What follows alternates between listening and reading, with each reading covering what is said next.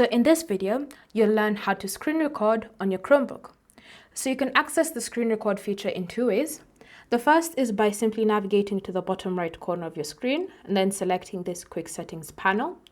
Then from here, you want to select screen capture, and you want to ensure that you've selected the video camera option, full screen, and all sorts of options. Alternatively, you can always access the screen record feature by using keyboard shortcuts. So the keyboard shortcuts that you want to press, or the keys that you want to press on your keyboard, are Shift, Control, and then at the top you should see this square with lines after it. So that's the key you want to press. So you want to press on all three of them at the same time, so like that. And then this should appear on your screen. So from here, you then want to select the record icon, the video icon, sorry. You want to choose full screen. And then you can come to this settings icon here and customize anything else you need to do, such as the audio input, the camera, clicks and keys, and the location where you're going to save everything. Then once you've customized all of that, you then can start recording.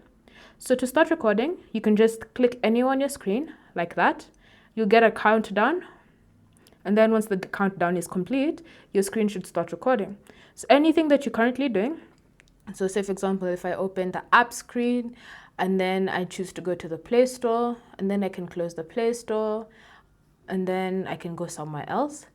And then once you've done all of that, to end the screen recording, you want to click on this stop icon at the taskbar like that.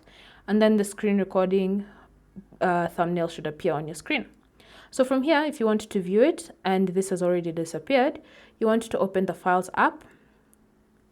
And then in Files, you want to go to Downloads. And under Downloads, you should see your screen recording. So when you double click on it, you can see your screen recording and you can play it. Also bear in mind that the file type will be saved as a WebM. So if you want to convert it to MP4, you'll have to use a converter. But that's how you can screen record on your Chromebook. Thank you for watching. If you have any questions or comments, leave them down below and we'll get back to you.